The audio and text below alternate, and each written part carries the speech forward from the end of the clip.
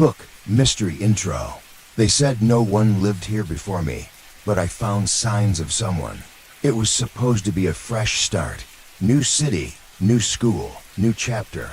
When I arrived at the university dorms, the front desk staff welcomed me with smiles.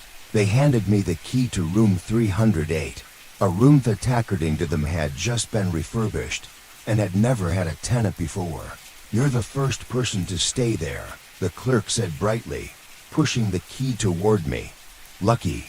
That wing's been closed off for years during renovations." I didn't think much of it at the time. The hallway was quiet.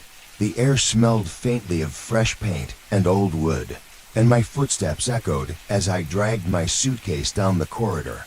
Room 308 was at the very end, right across from a dusty window that looked out onto the back garden. The door creaked open. The room was plain, as expected. A twin bed, a desk, a small closet, walls painted in off-white. The blinds were crooked, and the light switch flickered for a moment before stabilizing. It wasn't much, but it was mine for the year. I unpacked slowly, trying to ignore the odd chill in the air. I chalked it up to nerves or maybe the AC. But then, as I placed my clothes in the drawers, I noticed something strange. A toothbrush stuffed way in the back of the top drawer. It looked old, like it had been used for weeks, maybe months. The bristles were frayed, the handle slightly discolored. My fingers froze mid-movement. Why would there be a toothbrush here if I was the first tenant? I shook it off. Mistake. Oversight. The cleaning crew probably missed it. But when I opened the closet to hang my jackets, another detail stopped me cold. Perfume. A soft, lingering scent. Floral, but aged, like it had soaked into the wood and never left. I leaned closer. The scent was strongest at the back of the closet. Someone had been here, not just briefly but long enough to leave a trace. Still, I told myself not to be paranoid. I was tired from the drive, overthinking, seeing ghosts and shadows. But I couldn't shake the feeling that someone had already claimed this room. And worse, they never really left. Setting the scene, freshman student moves into an old dormitory building, newly renovated, assigned a room supposedly unused. I arrived on campus a few days before orientation. The university had this mix of modern and Gothic-class buildings next to crumbling stone towers. The kind of place where you half expect to hear Latin whispers in the library stacks, or see something flicker past an arched hallway. My dorm, Blackwell Hall, was one of the older ones on campus. Brick exterior, ivy climbing the sides. They told me it had been under renovation for almost 6 years. Pipes, electrical, you name it. Students had been relocated all over campus in the meantime. But now, they were reopening a few wings, starting with the 3rd floor.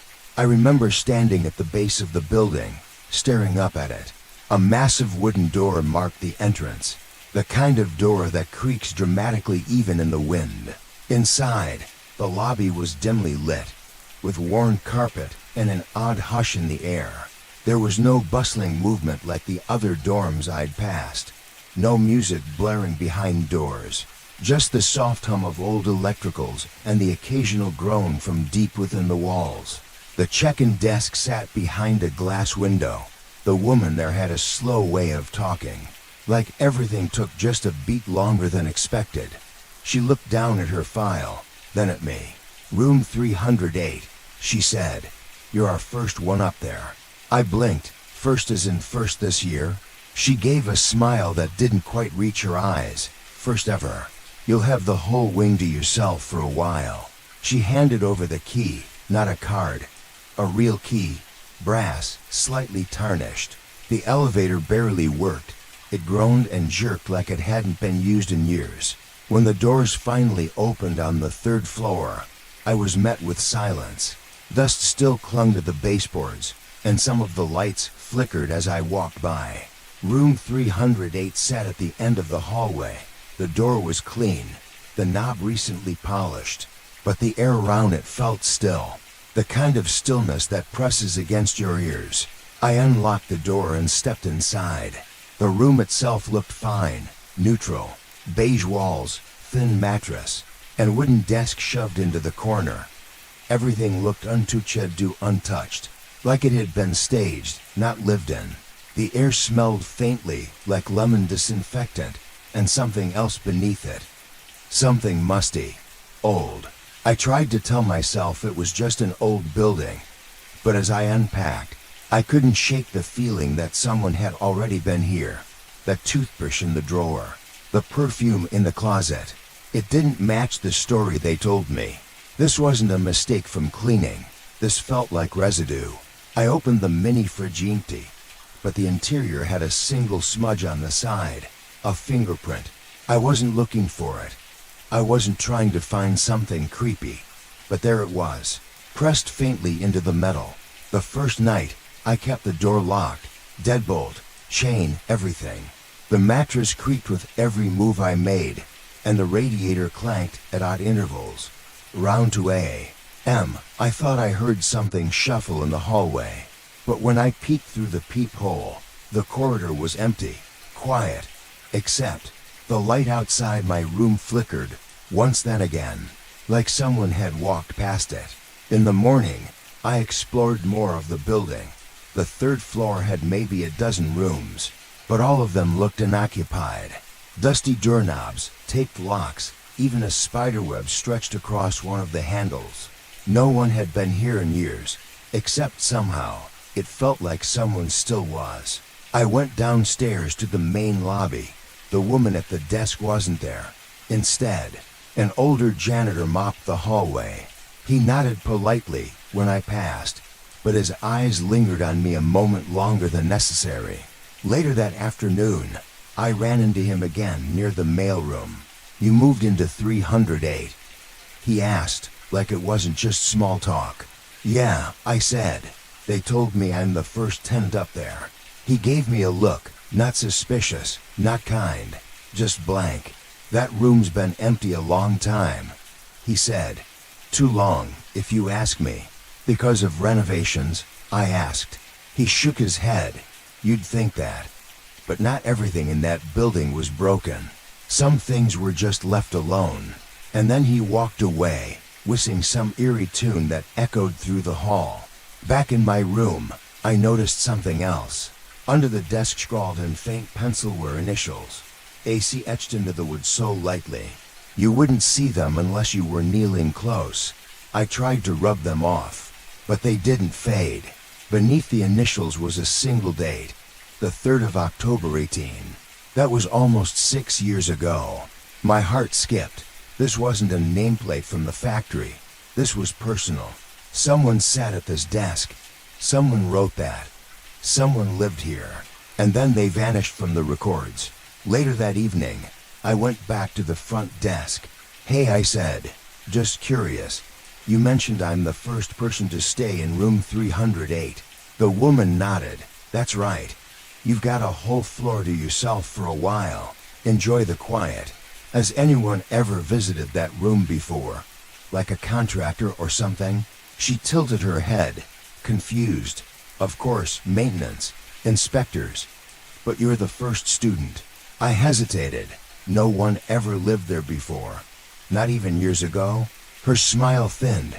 "Why do you ask?" I shrugged. "Just found a toothbrush." She frowned. "Maybe it was left by a worker." "Perfume in the closet?" That gave her pause. "I'll send someone to double-check cleaning," she said finally. "But I can assure you no one has ever officially occupied that room." Back upstairs, I stared at the closed closet door. There's a strange moment when your brain can't decide whether to be logical or terrified. My logical side said, renovation workers must have stayed in here during construction. My terrified side whispered, someone lived here in secret. And the longer I stared at that door, the louder the whisper became. I opened it again. Still the faint perfume. A coat hanger that wasn't mine. And high on the back wall, nearly invisible, was a tiny heart sticker, worn, faded, like it had been stuck there by someone who wanted to leave a piece of themselves behind. That night, I didn't sleep well. I kept hearing what sounded like soft footsteps above me. But the fourth floor had been sealed off. There was no one above me. And just once I swore I heard a door click down the hallway. The worst part, when I woke up just past 3 a.m., the toothbrush was gone. Gone. I turned the drawer inside out. Nothing. I hadn't moved it.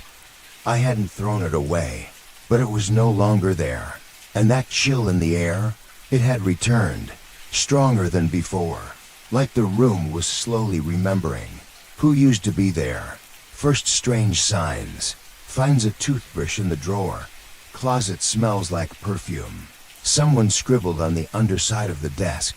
It was around the third day that I realized this room wasn't just old. It was watching me. At first, I tried not to overthink it. I kept unpacking. I decorated my space, hung up fairy lights, put my books on the desk shelf, pinned a few photos from home on the wall above the bed. But no matter how cozy I tried to make it, room 308 didn't feel empty. The air never settled. There was always a weight to it. Like the room was holding its breath, waiting for something. That afternoon, I sat down to finally study. The sun was coming in through the crooked blinds, casting narrow beams across the desk. I slid out the middle drawer to grab a pen, and that's when I saw it again. The toothbrush. I could have sworn it was gone. I had checked. I had emptied the drawer the night before and turned it inside out. Yet now, it sat perfectly centered in the drawer. Same worn bristles, same faded blue handle. This time, there was a small crack along the plastic, like someone had pressed it too hard. I just stared at it. A long time. Eventually, I picked it up. It was cold. Too cold for something that had been sitting in sunlight. I dropped it into a Ziploc bag and shoved it into my backpack. I don't know why, maybe part of me didn't want to throw it away just yet. Maybe I wanted proof. Then came the closet. I hadn't planned to open it again, but something compelled me to look. Maybe it was curiosity. Maybe I just wanted to prove to myself there was nothing to be afraid of. But the moment I slid the closet door open, that scent hit me again. Perfume. Not strong, not recent, but unmistakable. It was floral and sweet, but layered with something sour beneath, like roses left too long in water. I leaned in, trying to identify the source. It wasn't in the air, it was in the wood. That kind of scent doesn't linger for years unless it's been applied repeatedly. Someone had lived here. Someone had stood in this closet often enough for their scent to soak in. On impulse, I crouched down and pulled up the thin rug in the closet. Dust puffed into the air, and under the fabric was a loose floorboard. I pried it up, empty, except for a tiny scrap of paper. Just a corner, torn, crumpled, with a single word scrawled in pen. Stay. I stared at it until my eyes watered. No explanation, no context, just that one word, like a warning or demand. I didn't tell anyone. Not yet. I needed to be sure I wasn't going crazy. That night, I couldn't sleep. The room had gone unnaturally quiet. The radiator, which usually hissed every hour or so, had stopped completely. No wind rattled the window, no creaks in the hallway. Just silence, thick and total. At some point around midnight, I heard a faint scratching. It wasn't coming from the walls, it was under the desk. A soft, rhythmic scrape, like a pencil on paper. My heart thumped in my ears. I grabbed my phone, turned on the flashlight, and crept toward the desk. Nothing. The drawer was shut. I slowly knelt down to check under the desk. That's when I saw it. Writing.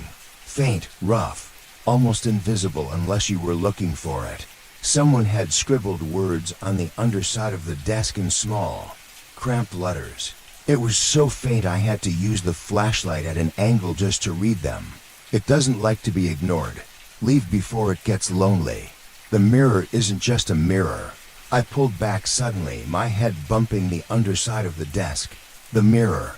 I turned to the full-length mirror attached to the back of the closet door. It looked normal. Dusty. Smudged but normal. I walked over, heartbeat pounding in my throat. I stood in front of it, looked at my reflection. I was alone, but then I noticed something strange. The edge of the mirror's frame had a faint set of scratches. Not decorative, not accidental, almost like tally marks.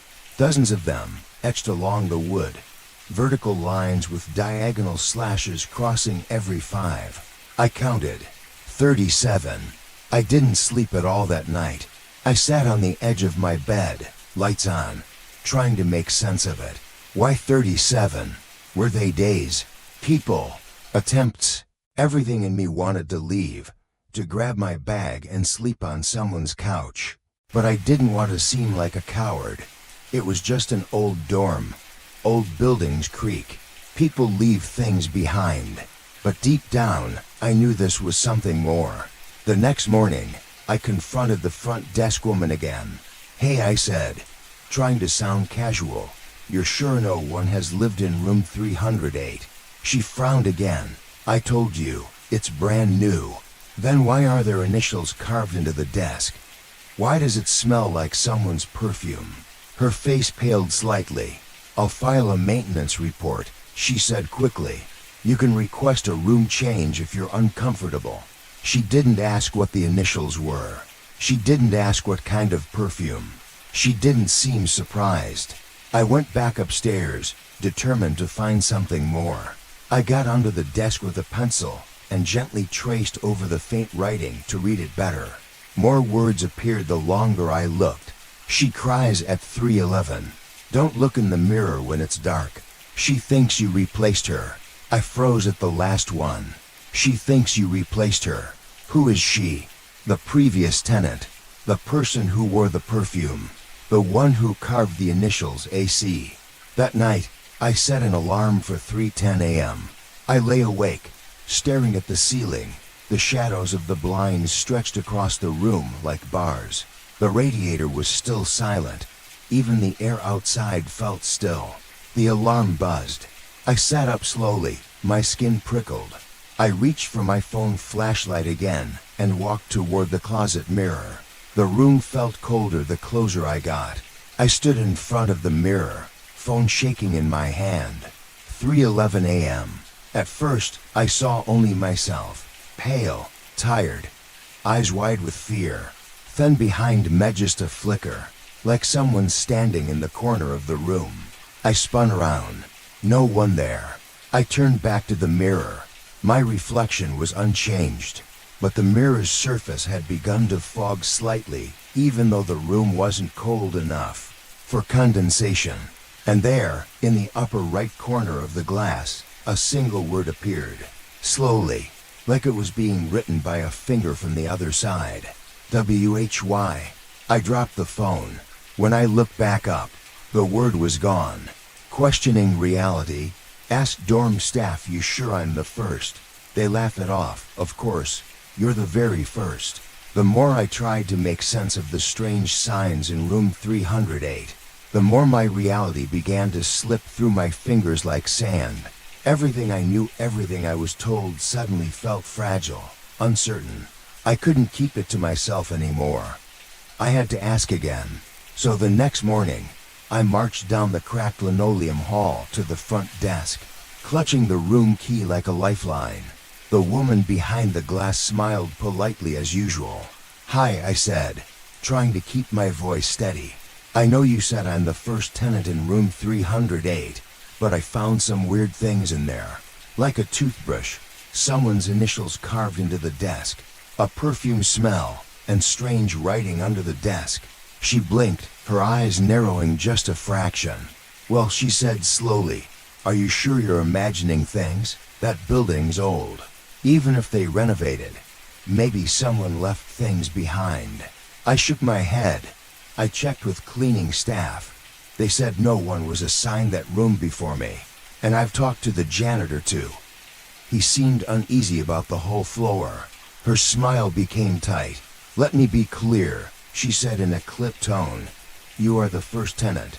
That room has been empty for years. We only opened it because of the renovations." I hesitated.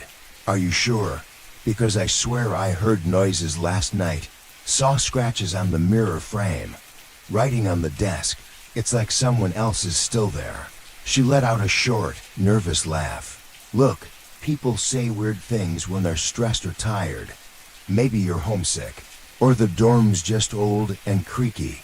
I felt a flicker of frustration rising. This isn't normal, and I'm not crazy. She shook her head, eyes glinting with something unreadable. "Of course you're not. But you have to trust me on this. No one else lives there. You're the very first." She paused. "And please don't mention these things to anyone else. We don't want rumors spreading." I left the desk feeling colder than the room itself. Why would they be so defensive? Why the warning to keep quiet? I decided to talk to more people. Later that day, I found the janitor in the basement, fixing a leaky pipe. "Hey," I said, "about room 308. Can I ask you something?" He wiped sweat off his forehead and gave me a sideways glance. "Go ahead." I described the toothbrush, the initials, the perfume, the writing on the desk and mirror. His jaw tightened. "That room's got a history," he said quietly, "not just renovations or old plumbing." I pressed him. "What kind of history?"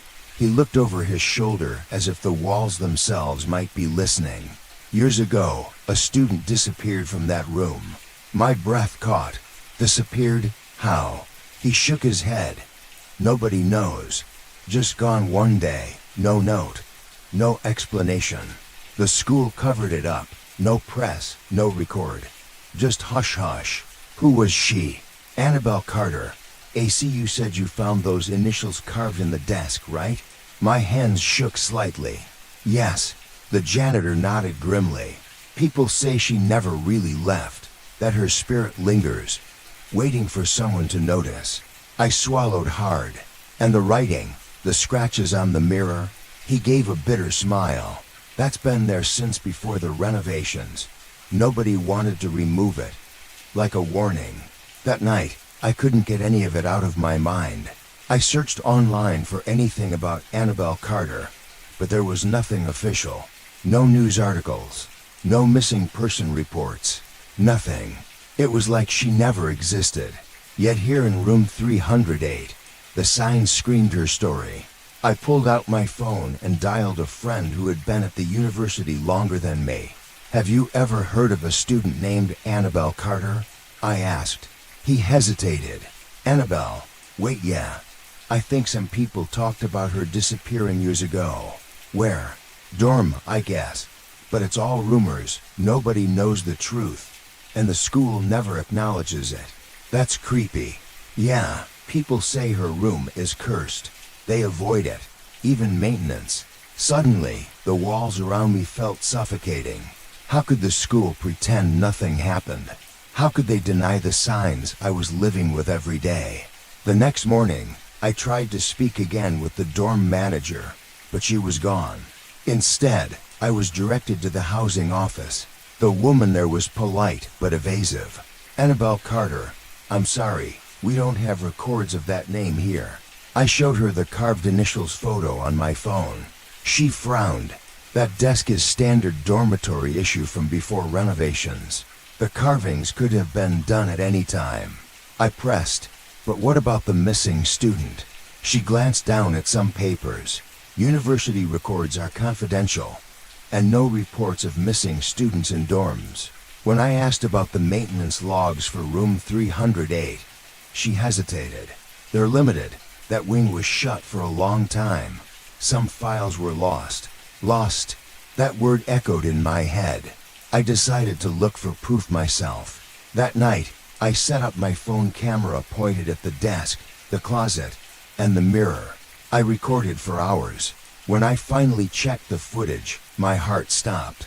At exactly 3:11 a.m., the mirror's surface appeared to mist over despite the room temperature remaining steady. A faint silhouette flickered in the glass, a figure standing just behind me. But when I spun around to look, nothing. No one. I stared at the screen again and noticed the writing on the underside of the desk glowing faintly, almost like it was alive. The words, "It doesn't like to be ignored. Leave before it gets lonely. She thinks you replaced her. The line, she thinks you replaced her, echoed relentlessly in my mind. Who was she? What did she want? Why was I here? That night, I dreamt of a girl. Long hair tangled with dried flowers, eyes hollow and filled with sorrow. She whispered my name softly. Why won't you see me? I woke in a cold sweat. The days blurred into nights. The room grew colder. I began to question everything. Was this really a room? Or a prison? I tried talking to other students about room 308. Most avoided me. Some laughed nervously. Others changed the subject.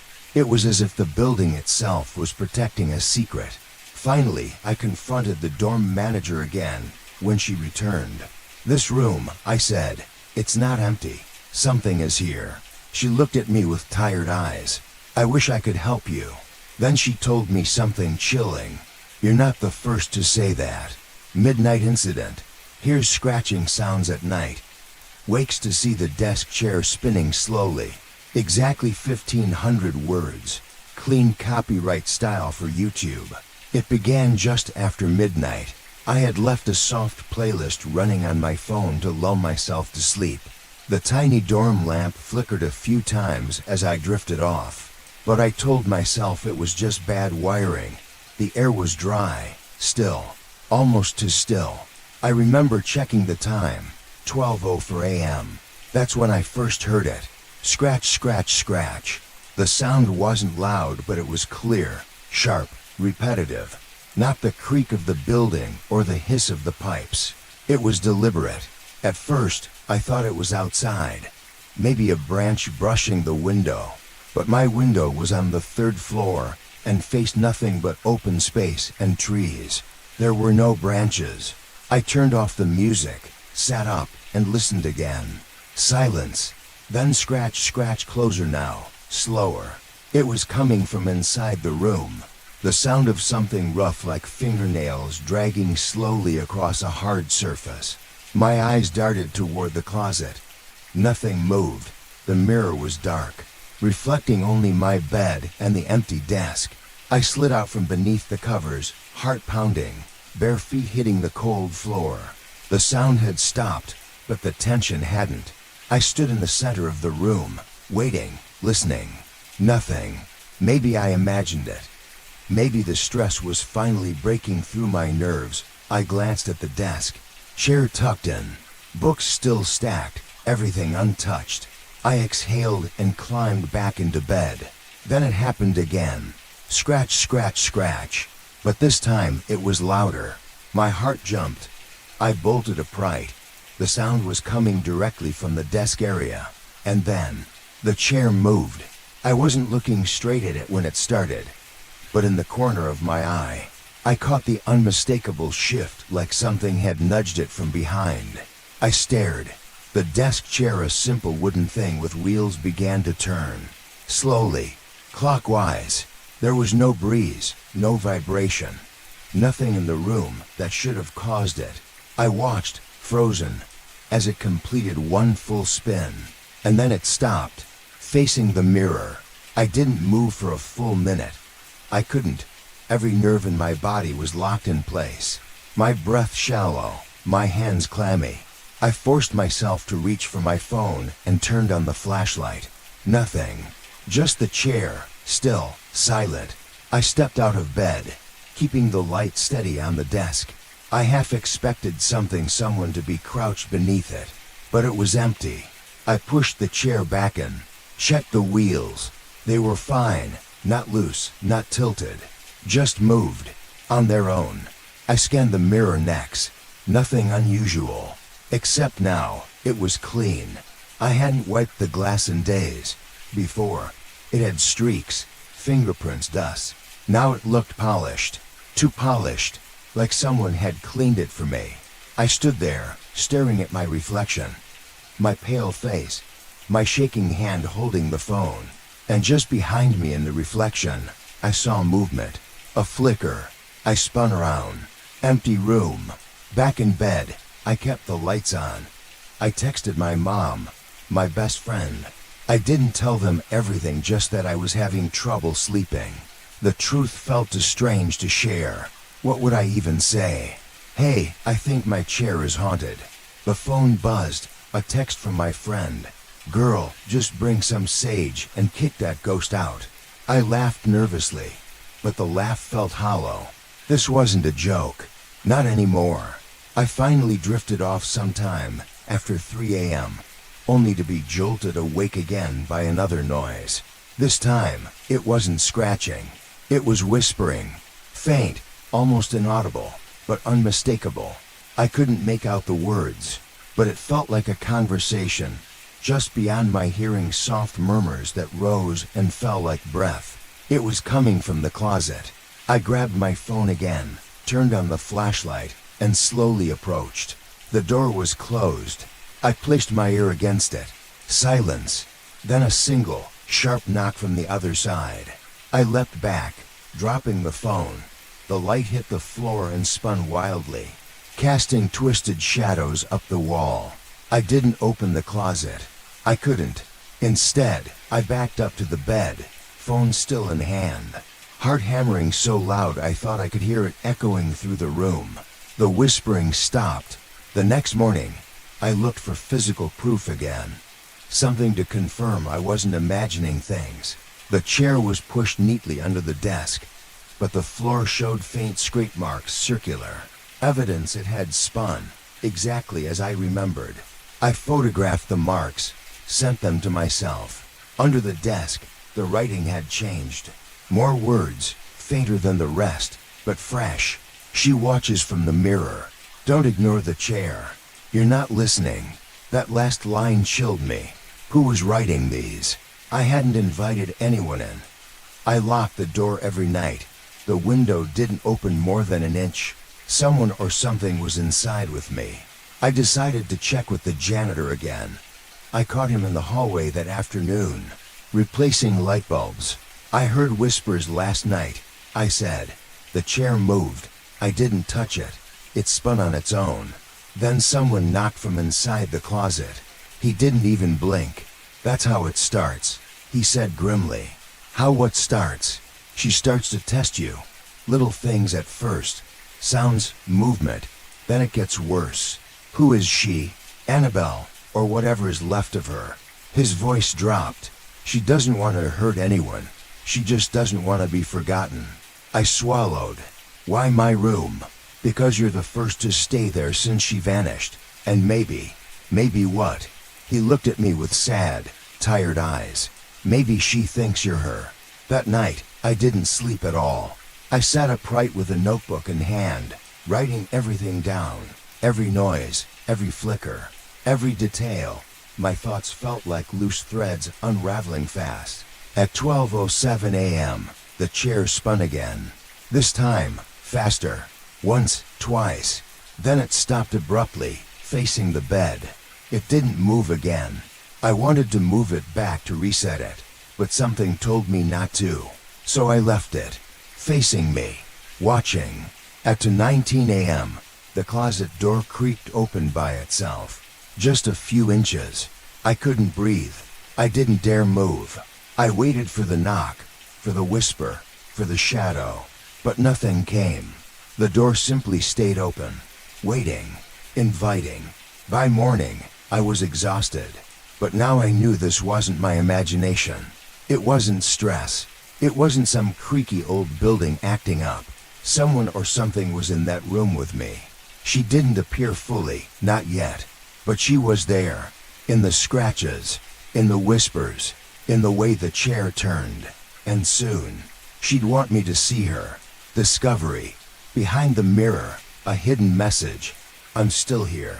Exactly 1,500 words. Clean copyright style for YouTube. There's a point in every haunting where fear turns into obsession.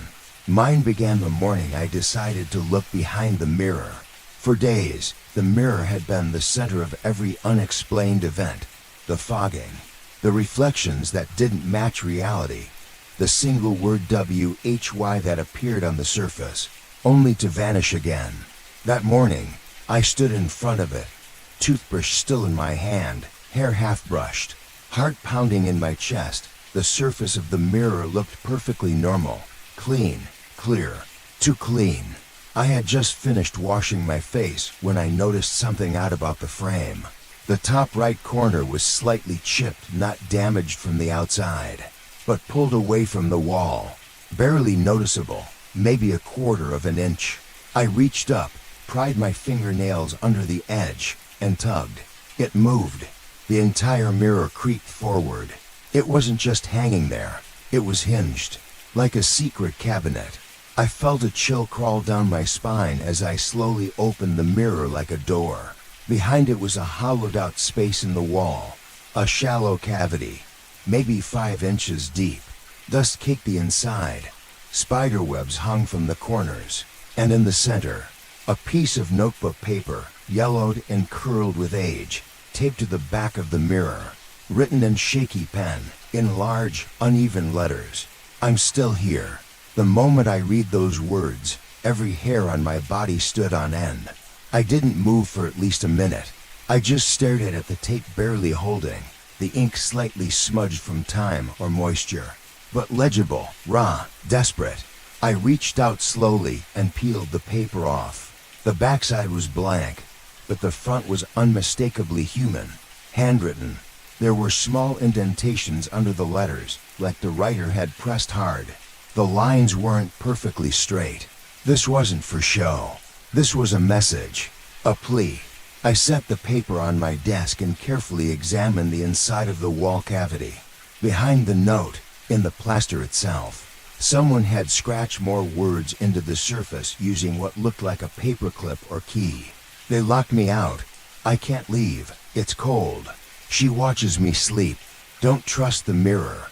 There were dozens of tiny lines carved all across the surface, not words, but marks, like someone had been keeping track of days, maybe months, maybe even years. 37. The same number I'd seen scratched on the mirror's frame. That couldn't be a coincidence. I grabbed my phone, snapped photos of everything. The message, the carvings, the scratch marks. I didn't know what I'd do with them, but I needed a record. I needed proof that this wasn't in my head. Later that day, I returned to the housing office, photos in hand. I showed the woman behind the desk. She frowned, squinting at the image. "Where did you find this?" she asked. "In my room. Behind the mirror. There's a hollow space. Someone left it there." She stared at the photo longer than necessary. "I'm afraid I can't help you," she said finally. "That part of the building predates current renovations. Any personal items should have been removed years ago." "That doesn't explain this," I said, pointing to the words. "Who wrote 'I'm still here'? Who was locked out?" She sighed. "I'll file a maintenance request to remove the mirror. We'll have it replaced."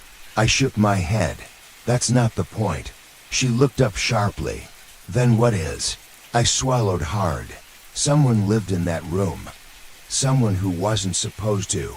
And I think they never left." There was a long silence. Then she said, almost too quietly, "You should focus on your studies. Sometimes it's better not to dig too deep." That evening, I decided to dig deeper anyway. I went to the library archives. If Annabelle Carter was real, if someone had lived in that room before me, there had to be a trace. A yearbook, a dorm record, something. After hours of searching, flipping through dusty binders and digital microfiche, I found her. Annabelle M. Carter, enrolled 2017. Major, psychology, listed residence, Blackwell Hall, room 308. My breath caught. She was real. She had lived in that room. And then she disappeared. No graduation record. No photo after 2018. Just a line in the notes. Enrollment withdrawn, no further information. Nothing else, no follow-up, no mention of an investigation. It was as if she'd been erased. I printed the record. I read it a dozen times on the way back to the dorm. That night, I stood in front of the mirror again, holding her photo from the archive next to my own reflection. We didn't look alike. Not exactly. But we were the same height, similar build, same long, dark hair. Same room, same chair, same mirror. At 2:46 a.m., I heard the chair move again. This time, I didn't flinch. I was ready. I had set up a voice recorder under the desk.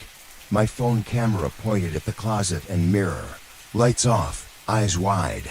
Then the scratching began. Scratch, scratch, scratch. But this time, it was accompanied by another sound. Breathing. Right behind me.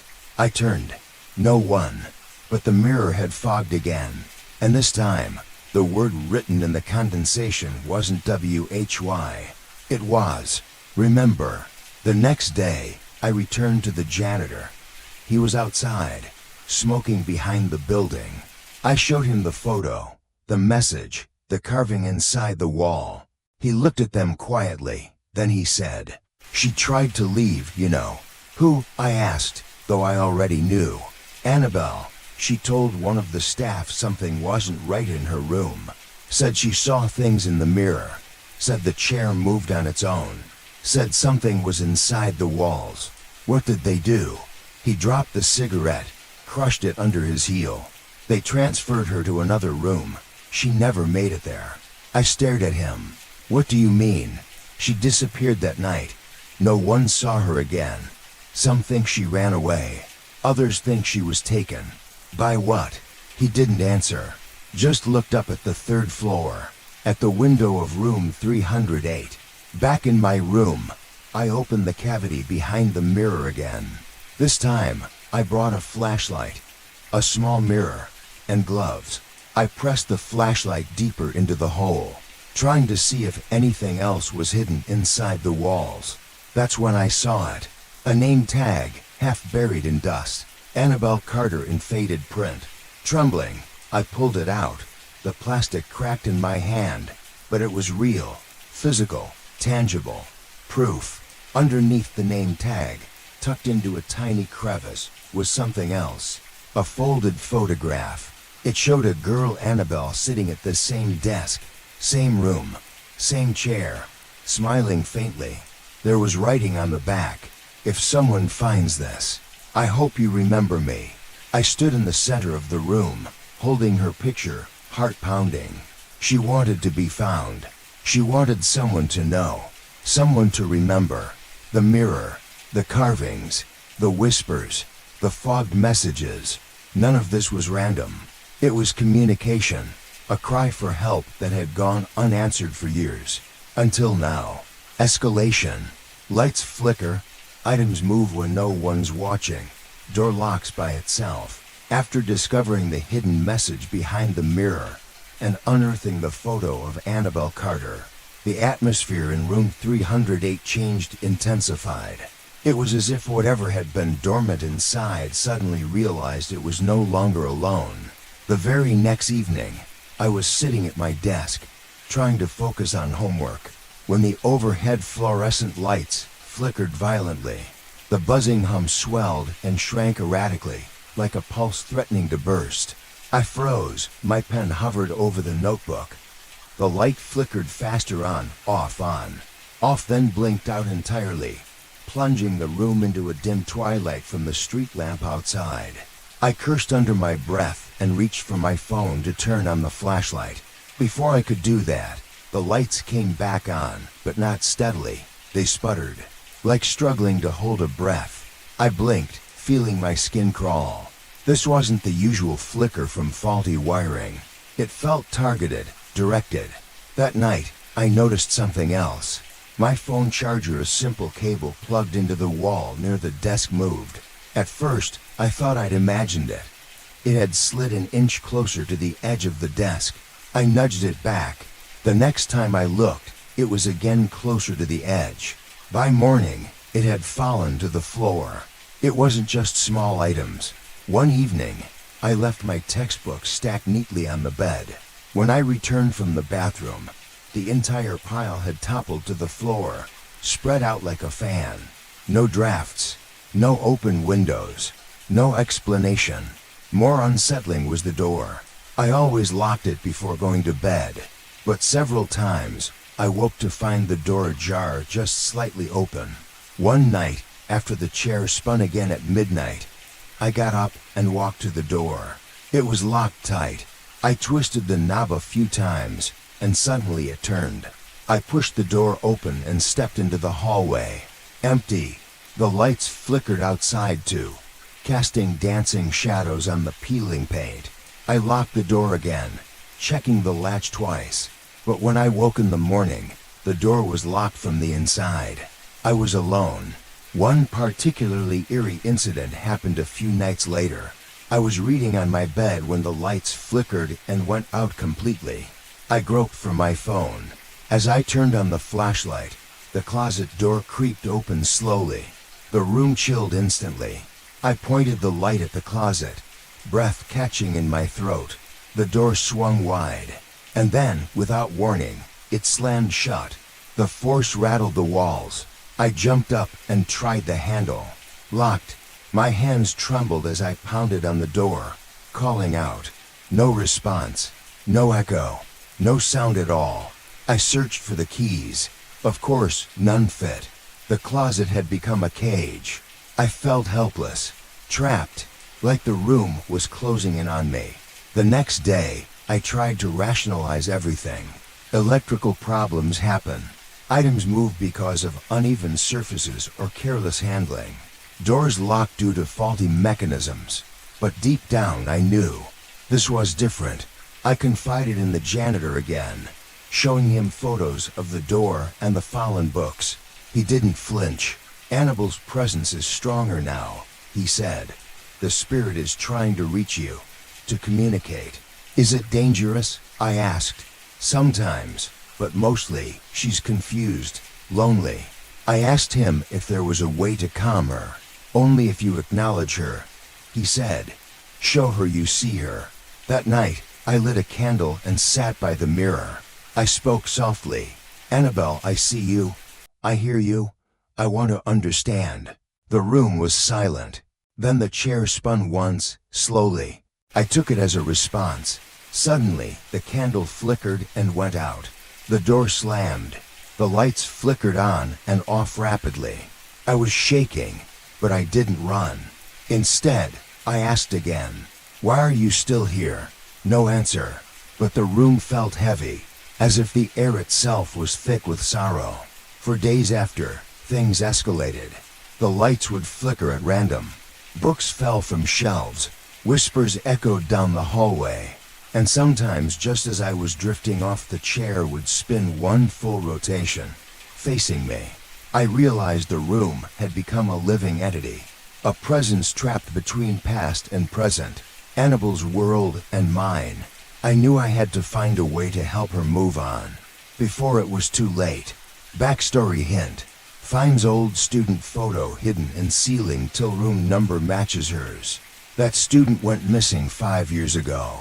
The strange occurrences in room 308 had become part of my daily life. The flickering lights, the moving objects, the locked doors, and the haunting whispers.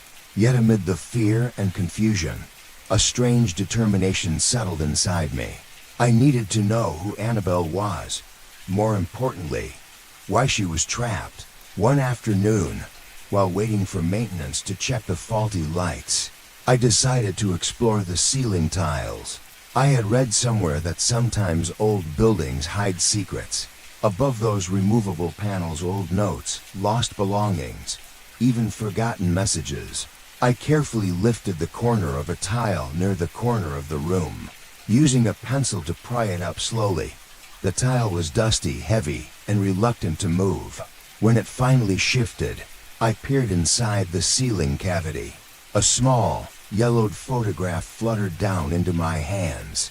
The edges were curled, and the image was faded, but it was unmistakably a student photo.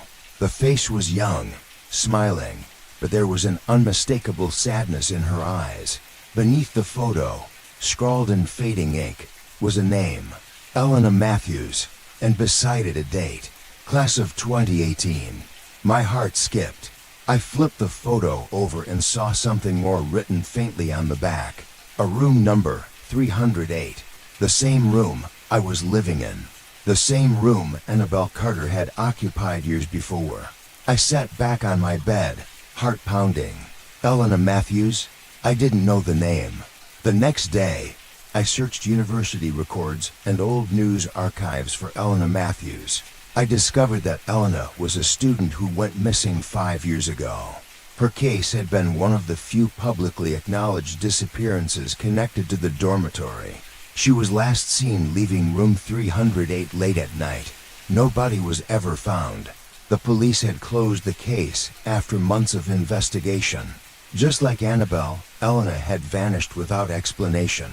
I stared at the photo on my desk. 2 students, Annabelle and Elena, both connected to room 308, both missing, both forgotten.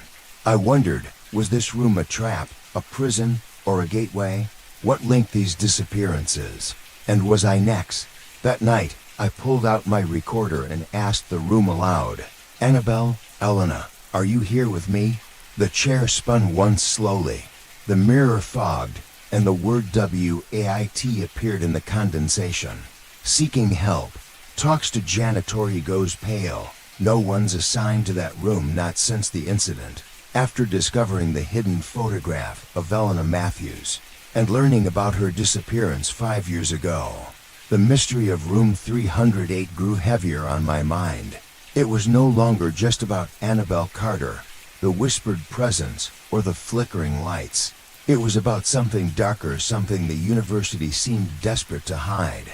I knew I couldn't face this alone anymore. I had to seek help, or at least answers. The janitor, a grizzled man with weathered skin and eyes that seemed to carry the weight of years, was my best hope. Over the past weeks, he'd been my reluctant confidant, sharing fragments of the building's haunting history in hushed tones.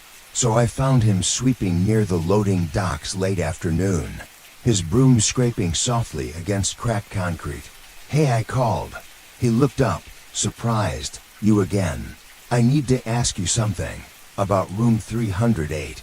He stopped sweeping, eyes narrowing slightly. "What about it?" I took a breath. "Did you say no one lived there before me?"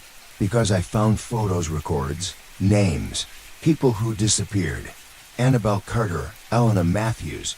What's going on? His face paled almost immediately, as if I'd spoken a forbidden word.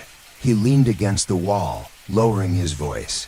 "No one's been assigned to that room, not since the incident." "What incident?" I pressed. He wiped his forehead nervously. "You don't want to know." I shook my head. "I do." He looked around cautiously, then whispered, "Years ago, before you were born, a student named Annabelle Carter lived there. She vanished. Then, Elena Matthews, same room, same fate." I nodded. "I know." His eyes darted. "But that's not all. The building has a history, dark, twisted. Rooms sealed off, floors closed for repairs. But room 308, it's the worst." "Why?" I asked, heart hammering. He exhaled slowly.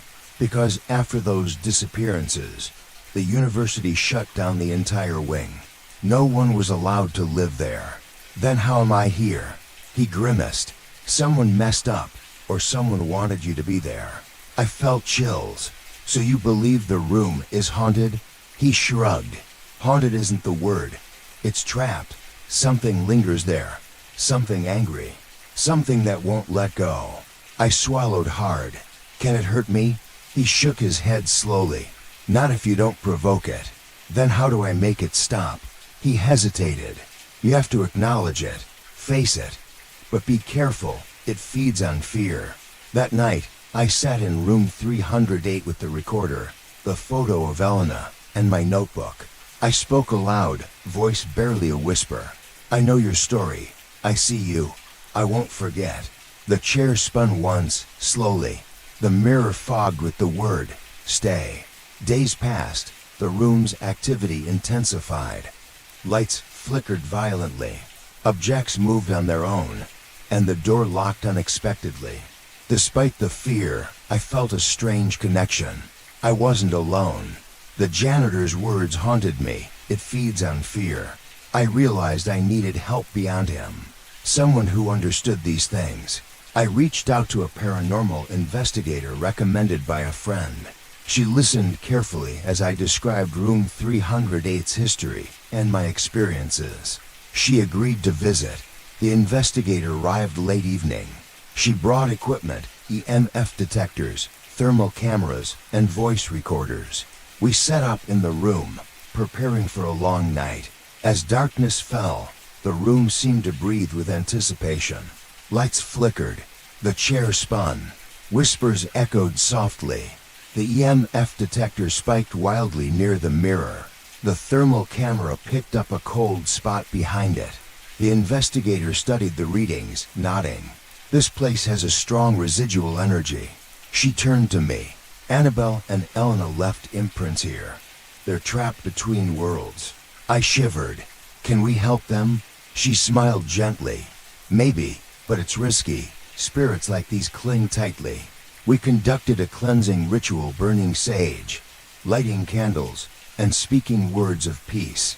During the ritual, the chair spun furiously, faster than before.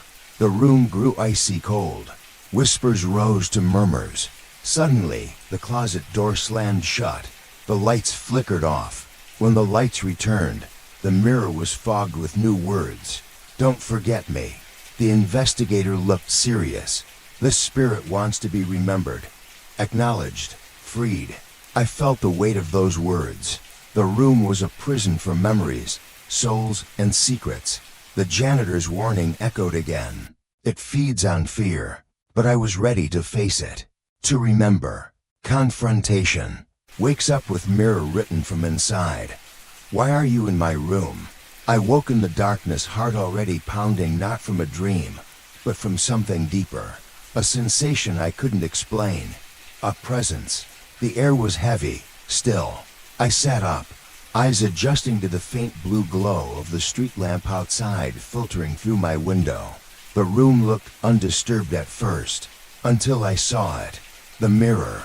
It was fogged again, but not from my breath or the room's humidity. The rest of the room was dry, cool. Only the mirror was covered in condensation, and scrawled across it, clearly written from the inside, were the words, "Why are you in my room?" I stared, frozen in place. The handwriting was different this time, firmer, angrier. The letters long and slanted, as though they were scratched in haste, in panic. From inside, my mouth went dry. This wasn't a message for attention anymore. It was a challenge. I climbed out of bed, legs shaky beneath me, and approached the mirror slowly. Each step felt like walking into someone else's territory, sacred ground I didn't belong on.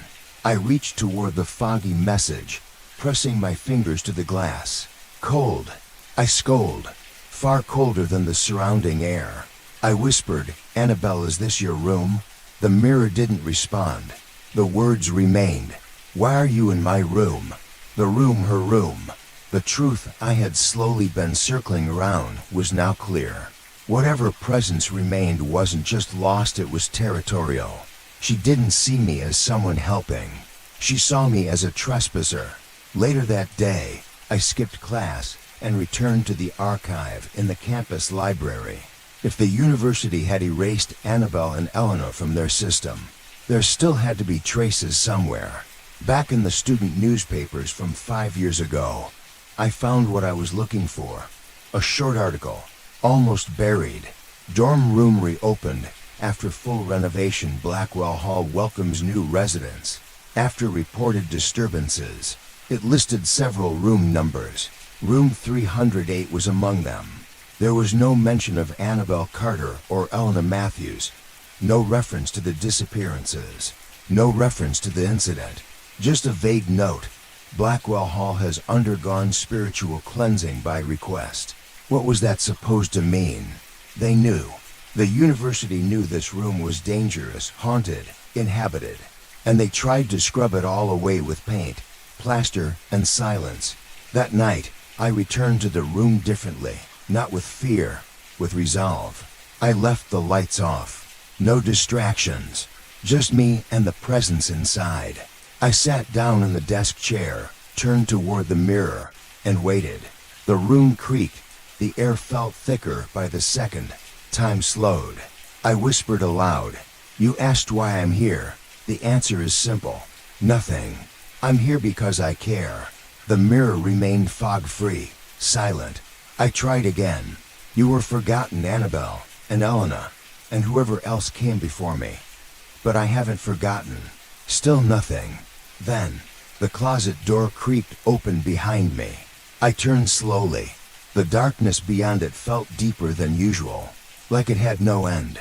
I stood and walked to the door, pulling it open all the way. Empty, except for a note on the floor. A scrap of paper, torn and aged, folded once. I picked it up and opened it with trembling fingers. In the same writing I'd seen on the mirror, the message said, "Then prove it."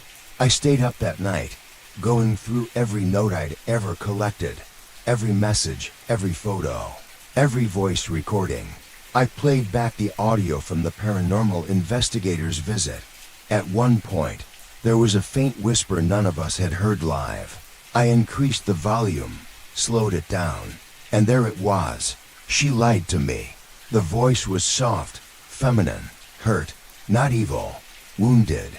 The next morning, I met with the janitor again. She lied to me. I told him. Does that mean anything? He nodded grimly. There was a rumor, he said. Annabelle had gone to the housing director, complained about noises, things moving. She begged to be transferred.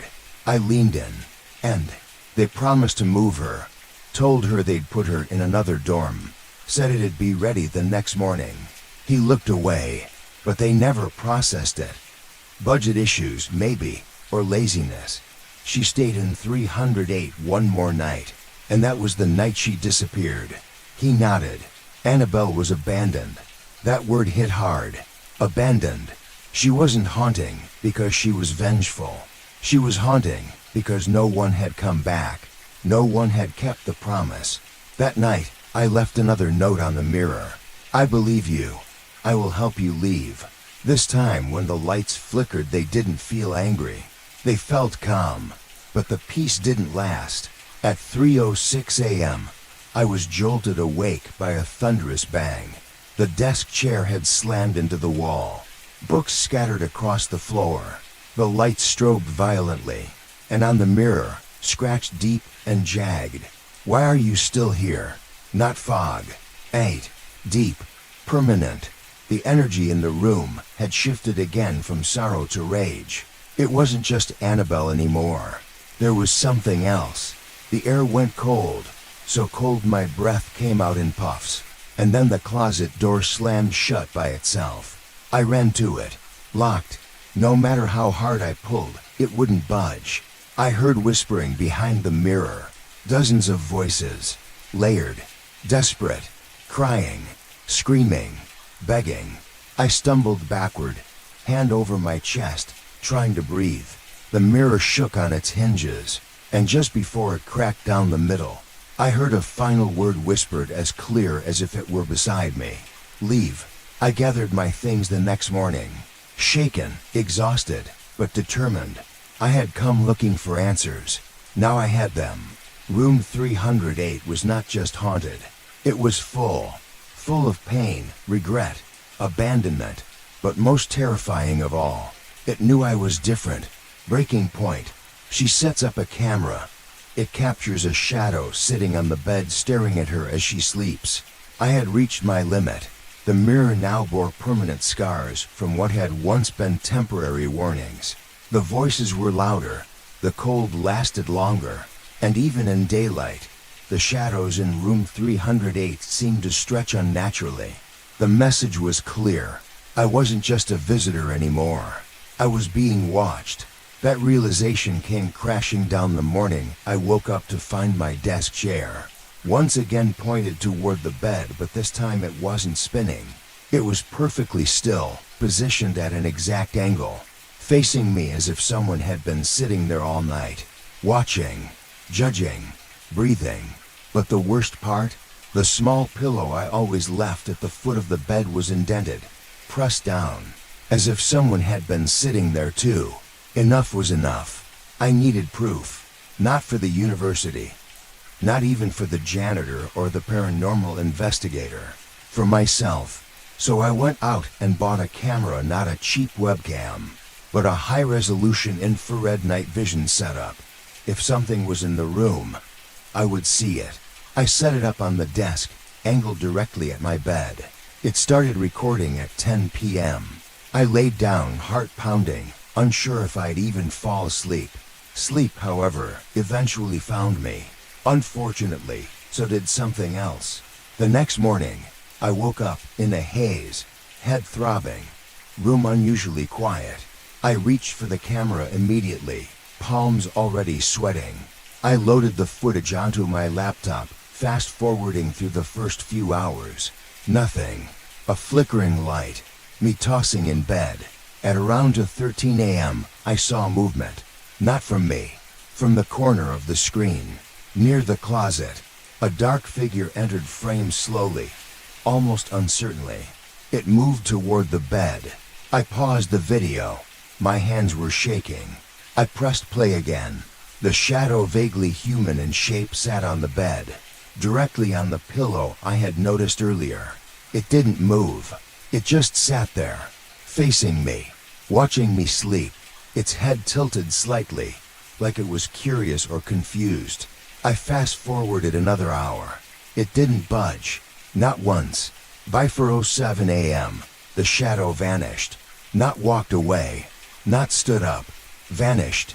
Like it had never been there. I stared at the screen for a long time. Then I watched it again. And again. Trying to convince myself it was a trick of the light. A glitch in the camera. But it wasn't. It was real. A figure unmistakable. Deliberate, watching me with an intensity that made my skin crawl. I showed the footage to the janitor later that day. He watched in silence, jaw clenched. When the figure appeared on screen, he muttered under his breath, "She's still trying." "Trying what?" I asked. "To make you leave." That night, I left a final note on the desk. "I saw you. I know you're still here. I'm not here to hurt you. Please tell me what you want." I turned off the lights, turned on the camera again, and waited. At 3:12 a.m., I was jolted awake by the sound of whispers, louder this time. Not in my head. Not a feeling. Out loud. It sounded like a girl, crying, repeating the same sentence over and over. "She said she'd come back. She said she'd come back. She said she'd come back." The closet door creaked open slowly. The mirror fogged on its own. A single word appeared. "Liar." I didn't sleep the rest of the night. The following morning, I reviewed the footage. Same figure. Same position. Only this time, there was something else. Before vanishing at 3:47 a.m., the figure slowly lifted its hand and pointed toward the mirror. Not at me. At the mirror. I walked to it. Inspected the frame again.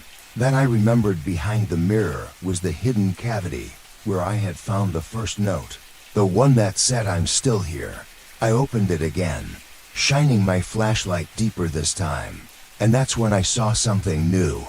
A small black notebook, tucked behind a piece of insulation. Hidden so well it could only have been placed there by someone who never wanted it found. I pulled it out, dusting it off. It was old, the pages fragile, but legible. Inside were entries, short ones, written by hand. It was Annabelle's journal. Entry 12. "I hear her at night. She's not me. I don't know who she is. I thought I was alone." Entry 19. "The mirror showed me something. A girl, not my face. She asked why I stayed." Entry 22. "Elena is gone. I saw her in the mirror last night. She looked scared. She mouthed run." Entry 23. "I think I'm next." My chest tightened. They weren't haunting me. They were warning me. Annabelle had written until the end. Until her last recorded thought. And now, she had found a way to show me. Through the mirror, through the figure, through the shadow that watches. The truth hit me hard. That shadow wasn't trying to hurt me. It was Annabelle. She had become the watcher, waiting for someone to come back. Someone to listen. Someone to care. And now that I had listened, she needed more than acknowledgement. She needed release. But how? Escape. She demands to move out. Staff quietly agrees. They never offer that room again. I hadn't slept properly in days, not since I'd seen the shadow sitting on my bed. Not since the mirror etched its message liar. Not since I'd heard the whispers at night and found Annabel's hidden journal behind the wall. Every moment inside room 308 felt heavier than the last. The air itself resisted movement, like trying to breathe underwater. Whatever lingered in that room, it had seen enough. And so had I. The final straw came the next evening. I returned to find the desk drawers yanked out, their contents scattered on the floor. My bed frame was flipped sideways. The closet door was wide open again, though I'd wedged it shut with furniture. And on the mirror, freshly fogged in large, messy script, "You promised to help, but I couldn't anymore." I had tried to understand. I had listened. I had uncovered truths that the university buried years ago. I'd heard Annabelle. I'd even seen her. But something darker was still in that room. Something neither of us could tame. And I knew now, I wasn't supposed to stay.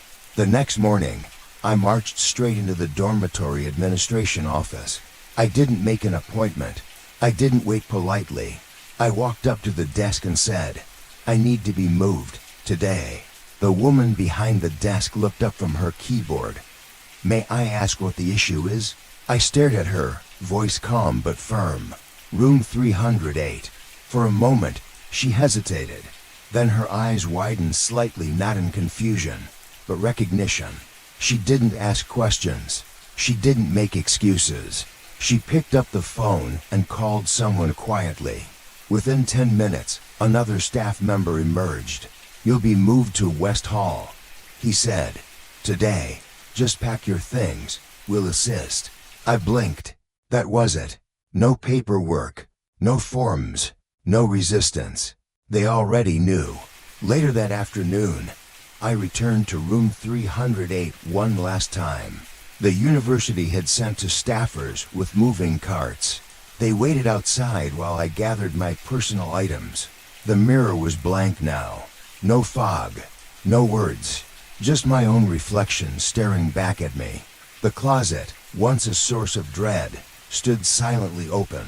The room looked calm, as if it knew it had won. I left one thing behind. The journal. Annabel's words. They didn't belong in my new room. They belonged there, in the silence she had once screamed into. I placed it gently in the drawer. "Someone will find you again," I whispered. "And maybe next time they'll know how to help." I turned to leave. As I stepped across the threshold, the light flickered one final time. I didn't look back. West Hall was newer, brighter, and louder, not because of ghosts, but because of life. Laughter echoed through the hallways. Music spilled from doors.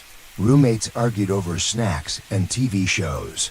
I shared a double room with a girl named Bree, who kept string lights around her bed and played lo-fi music when she studied. It felt real. It felt human. And for the first time in weeks, I slept deeply, without dreams. But the story didn't end there. A week later, I returned to the admin building under the pretense of checking my mailbox. I passed the same woman behind the desk who had arranged my transfer. I stopped. "What happened to room 308? I asked. She looked up. "I'm sorry. The room. Is someone else moving in?" She gave a tight smile. "No, that room's off the roster now. Permanently." She nodded slowly. Then, in a much quieter voice, "It should have been sealed years ago." Later that month, the door to room 308 was locked. I passed it once by accident while walking a new friend to her dorm in Blackwell Hall. The number plate was gone. Paint covered the frame, and the university had placed a metal panel over the doorknob. No one would ever enter again. Some say that's where it ends. But in truth, a story like that doesn't just vanish. Open-ended chill. Last seen, new student arrives at the dorm, assigned that same room. The university year rolled over, as it always did. New faces flooded the campus, wide-eyed and hopeful, dragging duffel bags and pulling squeaky-wheeled suitcases behind them.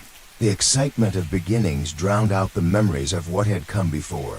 Blackwell Hall stood tall as ever, its brick exterior glowing faintly under the warm August sun. Renovations had wrapped up over the summer a fresh coat of paint here, new lighting fixtures there, but the bones of the building remained unchanged, ancient, settled, and quietly, so did the secrets. The dorm admin office was buzzing with noise that morning, students collecting key cards, verifying assignments, laughing over dorm maps and lost luggage. At the back of the line stood a girl, Madeline Green, 18 years old, literature major, just arrived from out of state. Her oversized hoodie was slightly too warm for the weather, but it gave her comfort. She gripped her acceptance letter in one hand and her room assignment in the other. Room number 308. Must be a corner unit, she mumbled to herself, looking at the layout on her phone. Nice. When she reached the counter, the staff member smiled politely. Name, Madeline Green. Clicking on her profile, the woman froze for just a second. Her eyes scanned the screen longer than necessary. Her smile faltered barely. You're in Blackwell Hall, room 308. Here's your keycard and info packet. Madeline accepted it with a smile. Thanks. The woman watched her leave, her fingers hesitating over the keyboard.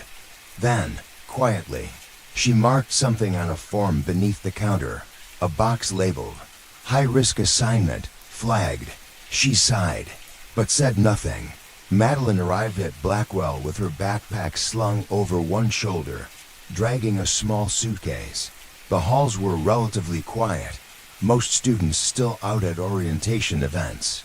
The hallway that led to her room had fresh carpet. New LED panels buzzed softly overhead. Everything looked clean, new but strangely. The walls near her door had slightly different paint texture, subtle, almost invisible. Her room number was listed on the door, 308. She slid the keycard through the lock. It clicked open with ease. The door swung inward slowly. The room was empty, tidy. Basic furniture, mattress wrapped in plastic, curtains drawn. She stepped inside, letting her bag drop by the desk. It felt normal, if a little cold. She unpacked slowly, setting a few books on the shelf, plugging in her lamp, tossing a hoodie over the chair. As she walked around the room, she noticed a strange draft coming from the mirror. Just a whisper of air, too faint to be from the AC. She leaned in. The mirror was spotless. She smiled at her reflection and turned away. Behind her, as the lights flickered faintly for just a moment, a shape passed through the glass. Faint, female, watching, then gone. Later that evening, she messaged her roommate group chat. Madeline, hey guys, just moved into 308 at Blackwell. Anyone else on this floor? A few replies came in.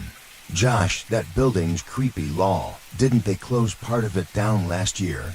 Sarah, wait, 308? Thought they retired that room? Madeline, lol, no. It's mine now, smiley face. No one replied after that. Around midnight, Madeline sat at her desk writing in her journal. Her eyes were heavy, but the silence in the room was oddly peaceful. She got up to brush her teeth, flipping on the bathroom light. When she returned, the desk chair had turned slightly. She paused, then smiled to herself. Okay, that's weird, she chuckled. She turned the chair back and climbed into bed. At 3:08 a.m., her alarm, which she hadn't set, buzzed. She groaned, reaching over to silence it. The display blinked. 3:08 a.m. Her room number. Coincidence? She sat up. The mirror across the room had fogged, though the air was still. Confused, she walked over and wiped it with her sleeve. A message slowly emerged as the fog lifted, though it hadn't been written by her hand. It read, "Why are you in my room?" Madeline froze. The air around her shifted. The closet creaked. The desk chair turned slightly. as if someone invisible had just stood up. She stared at the message. Behind her, in the reflection, the bed sheets began to pull down slowly, though no one was in them. Madeline turned around, heart racing. Nothing. Silence. The message remained. Back in the dorm office the next day, the woman at the desk scrolled through her screen. Frowning slightly, her supervisor appeared behind her. "Problem? It's about room 308, she said. "What about it?"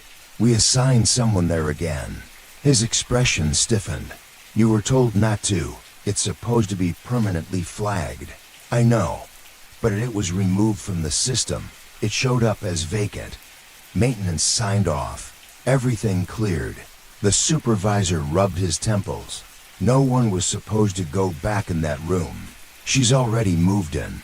He stared for a long time, then asked, "What's your name?" "Madeline Green." "Make a note." "For what?" "In 6 months, if we haven't heard from her." He paused. "Add her to the list." Back in room 308, Madeline stared at the mirror. It was clear now. Nothing written. But she knew what she saw. She knew what she felt. She wasn't alone. Not in that room. Not anymore. And somewhere deep within the walls of Blackwell Hall, a presence stirred. A memory of promises broken, of students forgotten, of lives cut short in rooms that never truly emptied. Because room 308 didn't care about paint or keycards or flagged systems. Room 308 remembered.